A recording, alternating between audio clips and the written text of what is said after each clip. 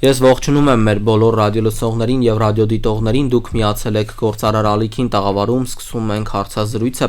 Տաղավարում աշխատում է Ալբերտ Ավետիսյանը, իսկ իմ այսօրվա հյուրն է Հայաքվե նախաձեռնության խորհրդի անդամ, իրավապաշտպան Հովհաննես Իշխանյանը։ Բարև ձեզ։ Բարև ձեզ։ Շնորհակալ եմ հրավերն ընդունելու համար։ Խնդրեմ սիրով։ Քննարկենք առհասարակ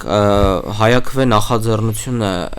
ինչի համար էր եւ ինչ է, մի փոքր դրան անդրադառնանք ու հետո նաեւ գանք թե նախաձեռնության սկզբնական փուլում ինչ խոչընդոտներ եղան, որովհետեւ մենք գիտենք, որ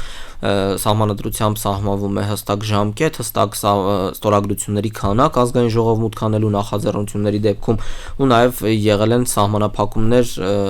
տարբեր իրավիճակներում։ Մի փոքր անդրադառնանք առհասարակ ինչ է Հայաքվեն։ Հայաքվե քաղաքացիական նախաձեռնությունը հիմնվել էր այն նպատակով, որպեսզի Հայաստանի քաղաքացիները կարողանան օրենսդրական նախաձեռնությամբ հանդես գան ու օրենսդրական նախաձեռնություն բերեն ազգային ժողով։ 2023 թվականին ստեղծվեց այդ խումբը, եւ այս սահմանադրությունը տալիս է այդ հնարավորությունը, որ բացի падգամավորներից, նախարարություններից քաղաքացիները կարան նաեւ օրենսդրական նախագիծ բերեն ազգային ժողով եւ սա առաջին անգամ էր, որ այս իրավունքը կիրառվում էր Հայաստանում 60 օր ժամկետ է ունենում, պետք է հավաքես առնվազն 50,000 ստորագրություն, որպեսզի այդ ձեր նախագիծը գնա ազգային ժողով։ Հայաքվեն առաջարկել էր երկու նախագիծ, մեկը վերաբերում էր Արցախին, մյուսը ցեղասպանությունը։ Արցախին վերաբերողը այն էր, որպեսզի քրեականացվի Արցախը այլ պետության կազմում ճանաչելը, իսկ ցեղասպանությունը որպեսզի քրեականացվի հայոց ցեղասպանության միջազգային ճանաչումից հրաժարվելը։ Երկուսն էլ արել է այս իշխանությունները եւ Հայաքվեն կարողացավ փաստորեն հավաքել 58,000 ստորագրություն, բերեց ազգային ժողով, բայց մինչև հասնենք այդտեղ, հիշենք, որ Երևանի բոլոր թաղապետարանները հրաժարվեցին տալ տարածք, ինչը պարտավորված են անել օրենքով, եւ նաեւ 4 համայնքներ հրաժարվեցին՝ Ամասյաններ, Դիլիջաններ, Սիսյաններ եւ Սպիտակը։ Իհարկե հանրային ճնշման եւ Հայաքվեի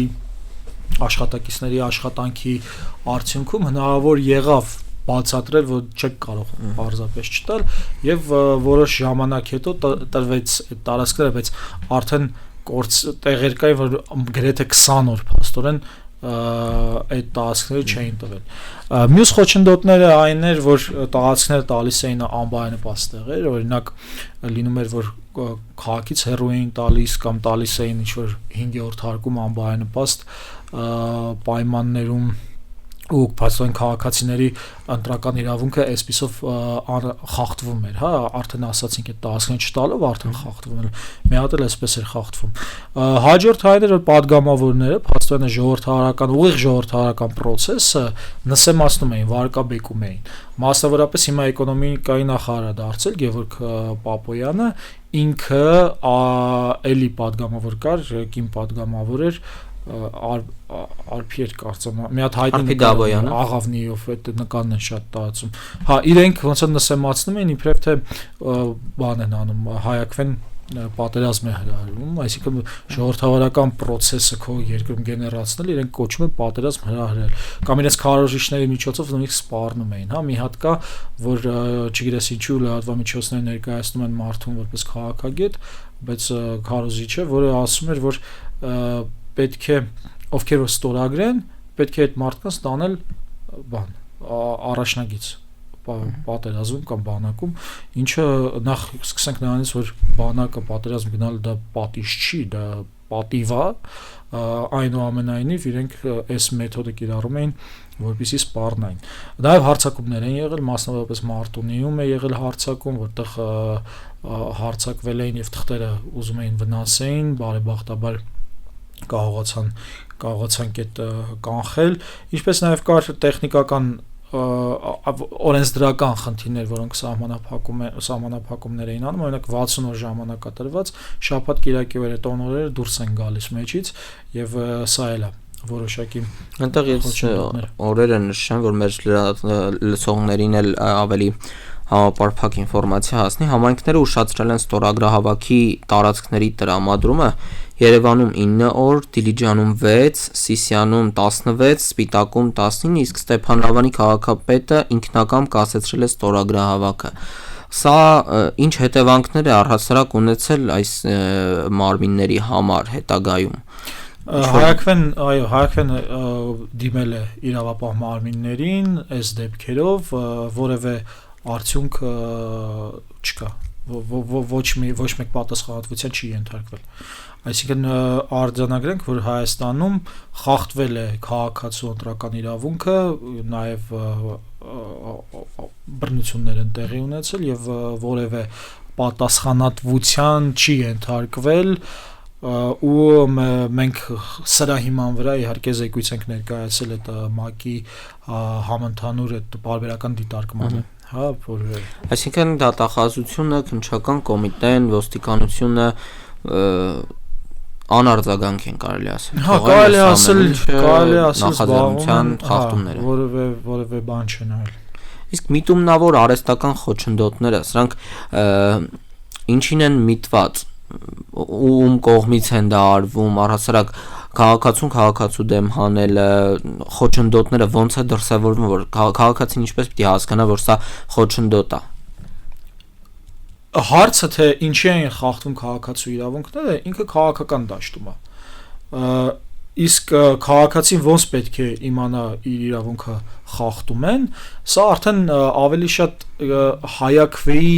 բանն է,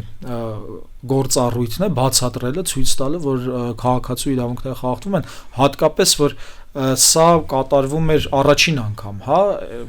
շատ քաղաքացիներ ենթադրում եմ չգիտեն, որ իրենք ունեն հնարավորություն նախագիծ բերելու ազգային ժողով եւ այս ձևով փաստորեն մենք հասցնում ենք տեղ, որ քաղաքացու իրավունքները խախտվել են նաեւ միջազգային այն տեղերում, որտեղ Հայաստանը պարտավորություններ ունի։ Տեսեք, սահմանված ժամկետ 60 օր, եթե տոներն էլ հանում ենք մի քանի օր պակասում են, այստեղ խոչընդոտված օրերը եւ այլն, սահմանված ժամկետում կարելի ասել սահմանված քանակով ստորագրությունները մուտք եղան ազգային ժողով։ Նախաձեռնությունը մտավ ազգային ժողով, բայց այստեղ մինչև նախաձեռնությունը սկսելը այտենց վախ չկար, որ մեկա իշխող մեծամասնությունը այս ամեն ինչին դեմ կքվեարկի։ Էլի այստեղ ոնց է դիտարկվում որպես իրավունքի մասով, լավ, ժողովուրդը բերեց, բայց մենք հա ընդունեցինք, այստեղ չխախտեցինք ոչ մի իրավունք, բայց դեմ քվեարկեցինք։ Լավ հարց եք տալիս, որ մի քանի ասպեկտով կարելի է խորանալ, առաջին հերթին իհարկե կար այդ մտածողությունը, որ դեմ են քվեարկելու եւ հենց պատճառը, որ իրավունքները խախտում են, հենց այդ քաղաքական պատճառն էր, որովհետեւ սա ուղիղ թեև մեր իրավունքները պաշտպանելու համար էին այս երկու օրենքի նախագծերը, բայց այս իշխանության համար պրոբլեմ էին քաղաքական եւ նրանց վարած քաղաքականության իմաստով եւ նրանք չմցրեցին նիստ քննարկման եւ այդպես ուղակի ջնջեցին իբրև թե ոչ մի բան ազգային ժողովի խորհուրդը երևի գումարել է խորհրդի նիստ, բայց օրակարգային հարց չի դարձել։ Հա, օրակարգային հարց չի դարձել եւ այդպես փաստորեն նրանք արհամարեցին, հա, 50,000-ից ավելի քաղաքացիների կարծիքն ու կամքը։ Հա, օրենքը սրանով չի սահմանափակվում, ուղղակի եթե իրանք չեն ընդունում օրենքը դեմ, նույնիսկ եթե դեմ քվեարկեին, դու հնարավորություն ես ունենում եւս մեկ ստորագրահավաք անել, այդ դեպքում 300,000 ձայն հավաքել, որպեսզի տանես հանրաքվեի։ Սա տեղի չունեցավ, որովհետեւ այնպիսի իրավիճակ էր, որ Արցախը արդեն փաստորեն հայաթափել էին, ժողովուրդը ապաթիայի մեջ էր եւ այդ այն մյուս գործողությունը տեղի չունեցավ։ Սակայն մենք տեսանք, որ հետո այսպիսի գործողություն եւս մեկը տեղի ունեցավ, որը իշխանությունները առանձնապես չխոչընդոտեցին, տարածքներն էլ տրամադրեցին եւ սա էլ էր ցույց տալիս, հա, թե որ այստեղ քաղաքացիների իրավունքների խախտումը հենց քաղաքական շահագրգռվածություն ունի, որովհետև հենց իրենց նպատակներին է դեմ։ Եվ ես նկատի ունեմ այդ Եվրոպայի ինտեգրման Եվրադաշինք թե Եվրաքվե, եթե չեմ սխալվում, այդպես է։ Եվրաքվե եւ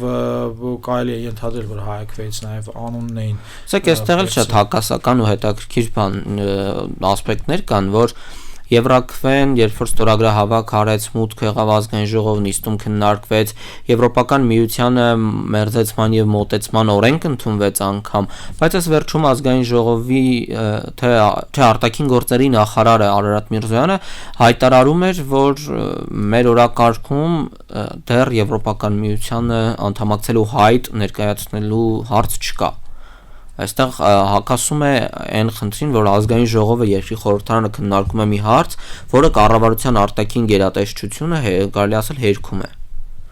Այս իրավիճակում քաղաքացիները ինչ երկու քարի արանք են ընկել, ոնց հասկանան, որ կառույցն է ավելի ճիշտ աշխատում։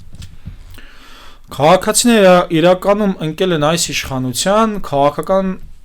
ճաշակի թակարդը, որովհետև այս իշխանությունը ի սկզբանե եկել է որպես եվրո ինտեգրման ջատագով, սակայն Հայաստանի այս քաղաքական դիրքը, աշխարհաքաղաքական իրավիճակները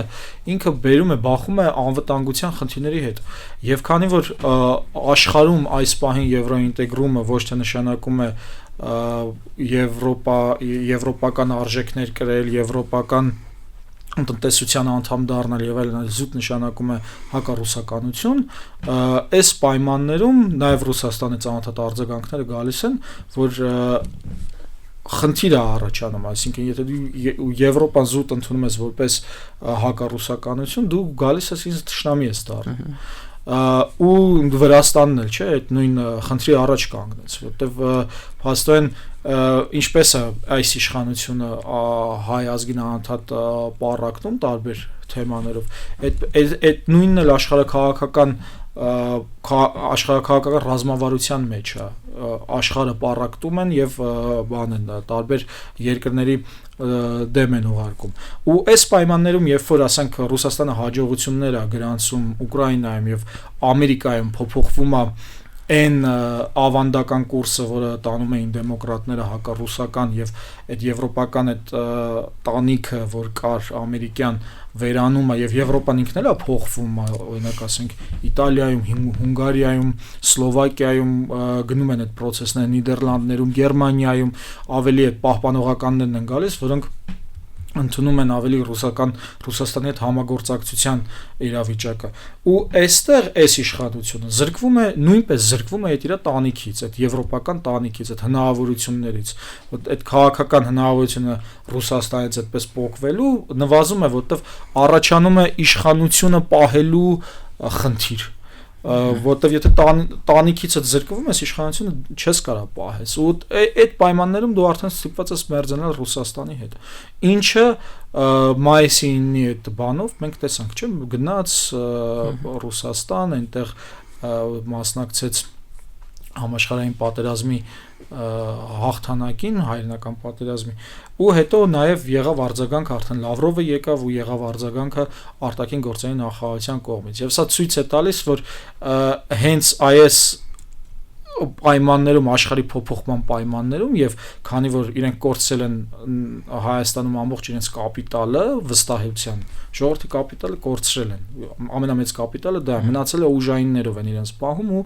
պատգամավորներով, քանի որ կորցրել են այդ կապիտալ, հիմա պետք է գոնե աշխարհաքաղաքական հավասարակշռության մեջ փորձեն իրենց իշխանությունը պահեն։ Իհարկե հիմնականում իրենց թևերը Թուրքիան ու Ադրբեջանն են, որոնց միջոցով իրենք փորձում են պահել իրենց իշխանությունը, բայց մյուս կողմից ունենալով բազա գործարարներ Հայաստանում, ուժեղ դիվանագիտություն, կապեր, մեծահարուստներ կան, չէ, հայ մեծահարուստներ Ռուսաստանում եւ այլն, հասկանում են, որ գոնե պետք է ինչ-որ ձևով այդ ուղղությունը գտնեն, որ կարողան բան։ Ես sense այս կոնտեքստում եմ մեկնաբանում արտաքին գործերի նախարարի հայտարարությունը, ինչը բազմաթիվ քաղաքագետներ, դիվանագետներ, բոլորը ասում էին դեռևս 2020 թվականից առաջ, որ ձեր բռնած ուղղությունը տանելու է աղետի, եւ անընդհատ նմանեցնում էին 20 թվականի Հայաստանի առաջին հանրապետության պատմությանը, որ ի վերջո եղավ այն որ տեսանք Հայաստանը ի վերջո խորհրդայնացվեց ու հիմա այստեղ էլ նույն բանն էր որ բացատրվում էր որ այս ձեր քաղաքականությունը նախ տանելու է աղետի ու Հայաստանի անշրջելի կորուստների դա արեցին եւ հիմա այս պահին երբ որ արդեն էլ կապիտալը չունեն փորձում են ինչ-որ հավասարակշռություններ ստեղծել Եթե մի պահ նորից մենք հետ գանք մարդու իրավունք ասվածին, մարդու իրավունքներն են խախտվում, ակնհայտ խախտումներ են գրանցվում, լրատվամիջոցների կողմից ակնհայտ տեսախցիկի առաջ մարդուն ծեծել, վնասել, խոշտանգել եւ նմանատիպ այլ դեպքեր, որին մարդու իրավունքների պաշտպանը արձագանքում է մի քանի օր հետո կամ արձագանքը այդքան էլ կարելի ասել սպառիչ չէ, որ մարդու իրավունքների պաշտպանը լինելով սահմանադրական անկախ մարմնի ղեկավար իր այդ արձագանքը այդքան էլ քաղաքացուն սպառիչ չի։ Այստեղ խնդիրը որն է, մարդու իրավունքների պաշտպանը առհասարակ ինչ պիտի անի, որ լինի այն կետը, որ քաղաքացին իրեն վստահի։ Նախ մենք ունենք կառուցվածքային համակարգային խնդիր, թե ինչպես է ընտրվում մարդու իրավունքների պաշտպանը, հա, այսինքն եթե ԿՊ-ն այս պահին ունի 71 պատգամավոր, 65 պատգամավորը հերիք է, որպեսզի ընտրի մարդու իրավունքների պաշտպան։ Բնականաբար քաղաքացիական պայմանագիրը պետք է ընտրի այնպիսի մարդու իրավունքների պաշտպան, որը ոչ թե պաշտպանի մարդու իրավունքները, այլ իշխանության։ Սա ոչ միայն պետք է դիտարկել որպես քաղաքացիական պայմանագրի իշխանության պայմաններ, յուրաքանչյուր իշխանություն ձգտում է որպեսզի բոլոր ինստիտուտները ենթարկվեն իրեն եւ միանձնյա լինի։ Սրա համար շատ լավ օրինակ է այդ ամերիկյան մտքի քաղաքականության այդ իրենց հայրերի օրինակը, հատկապես այդ բանի երկրորդ նախագահ Ադամսի, որոնք պնդում էին, որ պետք է ստեղծել այնպիսի համակարգ, հաշվի առնելով, որ աշխարհի ամենավատ մարդը կարող է գալ իշխանության։ Մեր պարագայում մենք սահմանադրական բարեփոխումները հասկանում ենք, չէ՞, որ այդպես չեն կարող։ Մենք մեծացրել ենք վարչապետին տվել ենք աներևակայելի լիազորություններ, իրավապահ համակարգը ստեղծելու, մենք ստեղծել ենք այնպիսի ընտրական օրենսգիրք, որտեղ մեկ իշխանությունը կարողանում ամբողջությամբ գրավել տարածքը Նիկոլ Փաշինյանը իր իշխանության ժամանակ նույնիսկ ավելացրել է լիազորությունները, մասնավորապես եթե ԱԱՑ-ի տնօրենը առաջարկում էր նախագահին եւ նախագահը պետք է ստորագրել, նույնիսկ այդ չնչին լիազորությունը, որ տրված էր նախագահին, վերցրել է իր ձեռից եւ առանց դրա է ԱԱՑ-ի տնօրենը նշանակում։ Հիմա մարդու իրավունքների պաշտպանը եւս այս համակարգի մաս է եւ անկախ կապ չունի որ ԿՊ-ն է, հա, մի հատ եթե վերացարկվենք ԿՊ-ից, որտեղ հիմա ատելությունն էլ շատ է նրանց նկատմամբ արդարացիորեն, բայց ով է լինել մարդու իրավունքների պաշտպանը լինելու էր այսպեսին։ Մենք տեսնում ենք մարդու իրավունքների պաշտպանը այս ՄԱԿ-ի համընդհանուր պարբերական զեկույցում առանձին երևի բան անենք, հա, քննարկենք թե դա ինչա, որպեսզի հասկանալի լինի, հա։ Ուրեմն ՄԱԿ-ի համընդհանուր պարբերական դիտարկումը ինքը 5 տարին մեկ տեղի ունեցող միջոցառում է, որտեղ յուրաքանչյուր ՄԱԿ-ի անդամ երկիր մյուս երկրների առաջ հաշվետվություն է ներկայացնում մարդու իրավունքների իրավիճակի հետ կապված։ Հիմա այս տարի մայիսի 1-ին Հայաստանի հերթն էր եւ այդ երկրները իրենք հիմնական 3 տեղից են իմանում, թե ինչ իրավիճակ է մարդու իրավունքների մասով։ Մեկը ազգային զեկույցն է, որը տալիս է պետությունը, մյուսը մարդու իրավունքների պաշտպանի զեկույցն է, եւ մյուսը քաղաքացիական հասարակության հիմնադրամներ, հասարակական կազմակերպություններ, նախաձեռնություններ իրենց զեկույցների հիման վրա է։ Եվ պատկերացրեք մարդու իրավունքների պաշտպանի զեկույցում մասնավորապես խոշտանգումների մասով ոստիկանության ոչ մի բան չկար գրած։ Այն քաղաքացիական իրավունքները, որ այս 5 տարիների ընթացքում խախտվել են, հա, մեր աչքի առաջ է եղել էլ դատարանների գրավում, խոչընդոտումը, էլ ասենք բանը լրագրողների դեմ ազատ խոսքի դեմ ոտնձգությունները, օրինակ որ խուլիգանության հոդվածով մարդկանց տանում էին, փակում էին ազատ խոսքի համար, հա, բանը դատական իշխանությունը ասեցի, մի խոսքով, այն ինչ որ կապված է քաղաքական ու քաղաքացիական իրավունքների, մարդու իրավունքների պաշտպանը շրջանցել է եւ սա բնականաբար արվել է այն պատճառով, ինչ որ ասացի, մեկ կուսակցություն ընտրում է իր մարդու իրավունքների պաշտպանին եւ կարող ենք հիմիկվա իրավիճակներ հա բերել հարմարացնել որ այս հենց այս պահին երբ որ մենք այստեղ զրուցում ենք հենց հիմա օրինակ Հայաստանում խախտվում է խղճի ազատության իրավունքը շատ կոպիտ ձևով շատ գրեհիկ ձևով բայց դա կապ չունի խախտվում է եւ այս իմաստով մարդու իրավունքների պաշտպանը ունի լիքը գործ անելու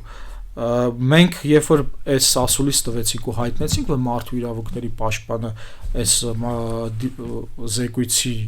զեկույցում շրջանցել է Հայաստանում մարդու իրավունքների այս 5 տարիների խախտումները մարդու իրավունքների պաշտպանը մեկ ուրիշ հնարք իրարեց պատկերացնեք ինքը առանց անուններ տալու առանց վկայակոչելու թե ինչի մասին է Facebook-ում գրեց թե բան է Հայաստանում ինչ որ լրատվամիջոցներով ինչ որ ակցիայի ժամանակ ինչ որ մեկը ինչ որ բան է ասել թե իրենք տարեկան զեկույցում ոստիկանության վատ վերաբերմունքի ու խոշտանգումների մասին որևէ բան չեն տվել եւ սկսեց մանիպուլացնել այս մեր ասածը այսինքն առանց անուններ տալու բայց դա պարզ է այդ օրվա մեջ մենք էինք արել միջոցառ մարդու իրավունքների պաշտպանության հետ կապված եւ մեզ էր վերաբերում ու մենք բնականաբար ժխտեցինք հերքեցինք ասենք մոլորեցնում եք դուք մարդկանց եւ ոչ միայն մոլորեցնում եք այլև վարկաբեկում եք քաղաքացիական հասարակության գործունեությունը դուք մանիպուլացնելով ձեզ ինչ որ բան տենց հեշտ փրկելու համար բան եք անում խախտում եք այո իրավունքներ եք խախտում եւ երկրորդ բանը արեցին որ իբր թե իրենք միջազգային կազմակերպություններում զեկույց չեն ներկայացնում եւ ներկայացրեցին խոշտանգումների հետ կապված իրենց ներկայացած զեկույցը կրկին սրա հետ առնչություն չուներ սա յուրահատուկ բան է որտեղ ամեն երկիր է կարողանում դա ոչ թե ինչ որ կոնկրետ ՄԱԿ-ի փորձագետ է կամ ինչ որ բան առանձին ինչ որ խորհուրդ է բայց յուրաքանչյուր երկիր հնարավորություն է ունենում մյուս երկրների բանի մասին իմանալու դրան գումարած առաջարկություններ ու դիտողություններ անելու օրինակ մի օրինակ բերեմ Հռոմի ստատուտը որ վավերացրեց Հայաստանը նախորդ 2020 թվականին հիմնական առաջարկներից մեկն էր երկրների ու այս տարի Հայաստանի գովաբանում էին Հռոմի ստատուտը վավերացնելու համար ու այս process-ը այսինքն ինքը իրական մեխանիզմ է տալիս երկրում մարդու իրավունքների իրավիճակը բարելավելու համար եւ մարդու իրավունքների պաշտպանը այս իրավիճակից օգտվելու փոխարեն թաքցնում է պետության պոզիտիվ պարտականությունները քաղաքացիների իրավունքները պաշտպանելու իրենց թերությունները ոչ թե թերությունները դիտավորությունները ընտրական իրավունքի հետ կապված որը տեսել ենք ինչա տեղի ունեցել քաղաքապետերին են ձերբակալել ընտրագողություններ են արել օրինակ ասենք մի քաղաքացին ընտրել է այս բանին խմբակցությանը մեկ էլ ընտրությունների բանի ժամանակ այդ ընտրություններից հետո հա բան փախցնում են մարդ են փախցնում սա քաղաքացու ընտրական իրավունքի խախտում է որտեղ այդ մարդը գնացել է այն խմբակցությանն է ընտրել ոչ թե բան դուք չեք կարող մարդ փախցնեք հասկանում եք բայց օրենքով էլ դա Հայաստանում չի կարգավորվում եւ դա այդ թերությունը հաշվի առնելով մարդու իրավունքների պաշտպան օրինակ պետք է ներկայացնել որ sense թերություն կա եւ առաջարկություն անել թե ինչպես այդ թերությունը պետք է վերացվի Մեր հանրապետությունում ազատ խոսքի վերաբերյալ եւ այլն այդ զեկույցները, որոնք հրապարակվեցին, այսինքն միջազգային, մեր հանրապետությունը բավականին, եթե զեկույցով նայենք, ինքը առաջ էր դիրքերով, բավականին առաջ էր եկել։ Մեր օրերում Facebook-ը, սոցիալական տարբեր ցանցերը, Telegram-յան ալիքներն են եկել առաջ ու հիմնական կարելի ասել բանավեճերը իրար ինչ որ ասելու բան ունենալը, ասելիք փոխանցելը Facebook-ի միջոցով է փոխանցվում։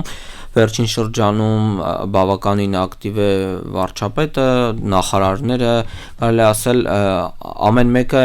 իր մասով մեկը մյուսին հակադարձելով են խոսում, բայց մենք ականատես չենք լինում բովանդակային բանավեճերի հերոստատեսություններում, որ այդ նույն բանավիճողները, ովքեր որ ինչ-որ բան ունեն մեկը մյուսին ասելու, բովանդակային քննարկում ծավալեն, վերջին իրադարձությունը, որ նաև անձնական կյանքի իրավունք է խախտվում մարդու անձնական տարածք մտնելու, դա եկեղեցուն վարչապետի կարելի ասել հարցադրումներն էր կուսակրոնության վերաբերյալ, արդյոք բարձրագույն եկեղեցական մարդիկ, ովքեր ծառայություն են մատուցում հայ առաքելական եկեղեցուն, իրենք արդյոք խախտել են կուսակրոնության իրենց ուխտը, հասարակությունը բևեռացվեց շատ արագ, մի մասը ասում էր վայ, բա ինչի եկեք հələ պարզենք էս ինչի է եղել, ժողովրդական լեզվով ասած, մյուս մասը ասում էր դե ինձ ինչ, կրոնական կազմակերպության ներկայացուցիչ ինչով է զբաղվում, ես կարևորը հավատում եմ, գնում եմ եկեղեցի եւ այլն, դրան շատ երկար լռությունից հետո արձագանքեց եկեղեցին, բայց արձագանքը քաղաքացիների շրջանում էլի այդքան սպառիչ չէր, իրենք պատկերացնում էին, որ շատ կոշտ ձևով պիտի արձագանքը լինի կառավարությանը եւ վարչապետին, այստեղ ինչ իրավունքներ են առհասարակ խախտվում եւ արդյոք կառավարությունը պիտի ինչ-որ ձևով միջամտի եկեղեցու ներքին հարցերին, որովհետեւ մեր քահանաները բարձրաստիճան եկեղեցականները ասում են, որ եթե դա եկեղեցու գործն է, եկեղեցու ներսում կորոշվի, կարգալույծ է արվում, թե ծառայությունը շարունակում է։ Մինչև եկեղեցու թեմային անցնելը, ձեր խոսքի առաջին մասում կարևոր բան կար, որ կուզենայի անդրադառնալ այդ զեկույցների հետ կապված, հա, միջազգային կազմակերպությունների։ Այդ միջազգային կազմակերպությունները ինչպես են ստանում իրենց զեկույցները, իրենց ինֆորմացիան ստեղի, իրենց գործընկերները ստեղի հասարակական կազմակերպություններն են, իրավապաշտպաններն են։ 2018 թվականից հետո այդ իրավապաշտպան կազմակերպությունները հիմնականում սերտաճեցին իշխանության հետ, կամ դարձան падգամավորներ, նախարարներ եւ այլն, կամ այդ անձնական հարաբերություններով շահկապված մնացին էլի իրանց հետ, այսինքն իշխանության համար ստեղծվեց գոնգոներ, այսպես ասված, հա, բան ոչ թե non-governmental, այլ governmental non-governmental, բան, հա, իրենց հարմար բան։ Նույնը կարող եմ ասել այս ՄԱԿ-ի զեկույցի հետ կապված, ու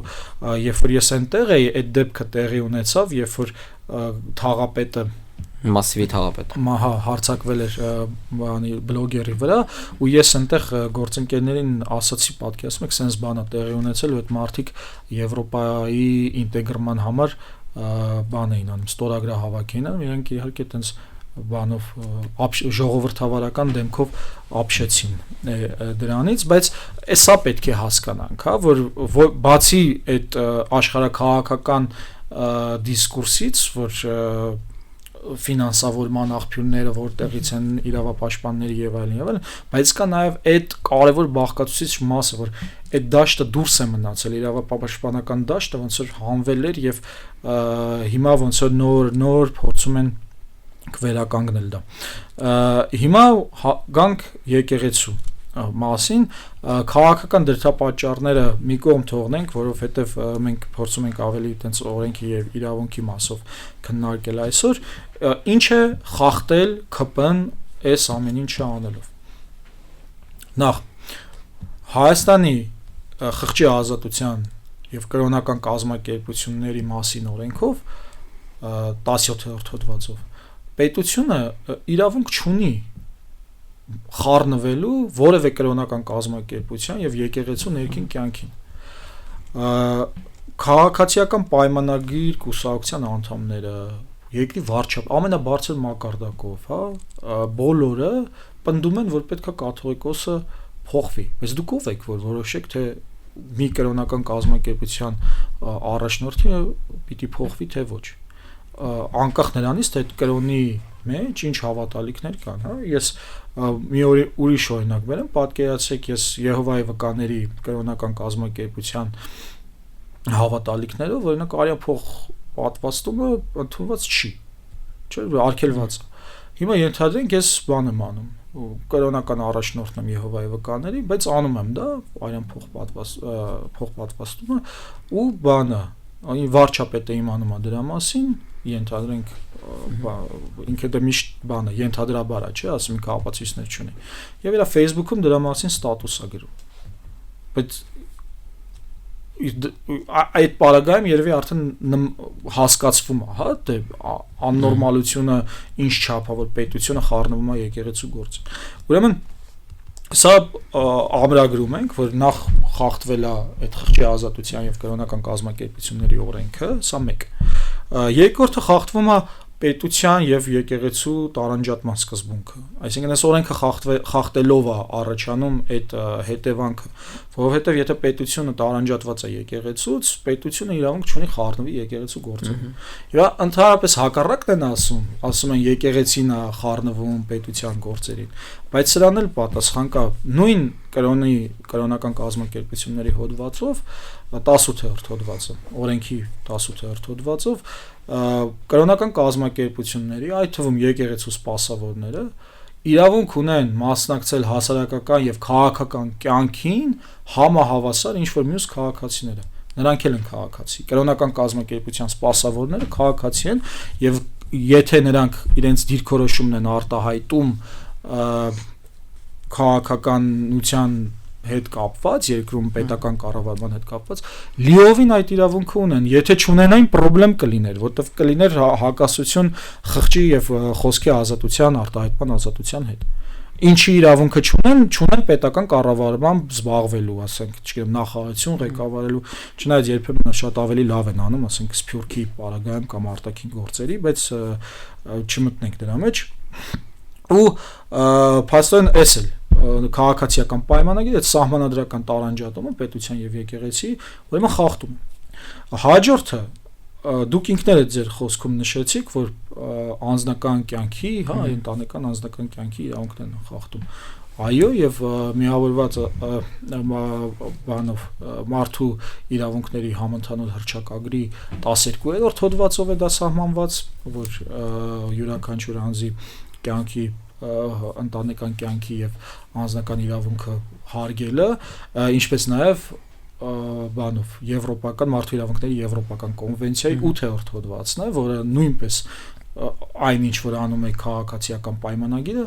խախտում է այդ հոդվածը։ Ուրեմն մենք ունենք մի իրավիճակ, որտեղ քաղաքացիական պայմանագիրը խախտում է եւ ներպետական օրենքները, եւ Հայաստանի սահմանադրությունը, եւ միջազգային իրավունքը։ Այնպես որ մարդու իրավունքների պաշտպանը այստեղ լուրջ գործողություններ ունի անել եւ այս UPR-ի, հա, այս ՄԱԿ-ի հաջորդ զեկույցում շատ հետաքրքիր է կլինի արդյոք նրա նշումները սրա մասին, թե ոչ։ Քանի որ մենք մոտեցանք մեր հաղորդման տրամաբանական ավարտին ու այն մասին, որ արդեն սպասում ենք հաջորդ զեկույցին, հույս ունենանք, որ զեկույցը կլինի համապարփակ եւ կընդգրկի մարդու իրավունքների խախտումների վերաբերյալ բոլոր դեպքերը, ու մենք էլ եւս մեկ անգամ կանդրադառնանք այս ամեն ինչին, բայց կանդրադառնանք արդեն ենթադրությամբ որ լավ է լինելու, այդ զեկույցը ավելի համապարփակ է լինելու։ Ես շնորհակալ եմ, որ բավականին թեմաներ քննարկեցինք, որոնք ոչ թե քաղաքական էին, այլ իրավական ու ավելի բովանդակային ոլորտին անդրադարձանք բովանդակային մասին, միգուցե մենք իրավական ոլորտը այնքան էլ չենք բացել, որ ավելի հասկանալի ու հարմար լինի մեր լսողներին, բայց ես եւս մեկ անգամ հիշեցնեմ, որ մենք խոսում էինք նրա մասին, որ խախտվում են մարդու իրավունքներ, նել կոպտագույն ձևով, որին այդքան էլ համարժեք չի իրավապահ մարմինների, պետական համակարգի եւ մնացած այլ գերատեսչությունների արձագանքը։ Ես շնորհակալ եմ ձեզ, որ մեր տաղավարում եք։ Ես եմ շնորհակալ թեմային անդրադառնալու համար։ Իսկ ես հիշեցնեմ, որ դուք դիտում կամ լսում եք հարցազրույցը տաղավարում աշխատեց Ալբերտ Ավետիսյանը, իսկ իմ այսօրվա հյուրն էր Հայաքվե նախաձեռնության խորհրդի անդամ իրավապաշտպան Հովհաննես Իշխանյանը։ Կհանդիպենք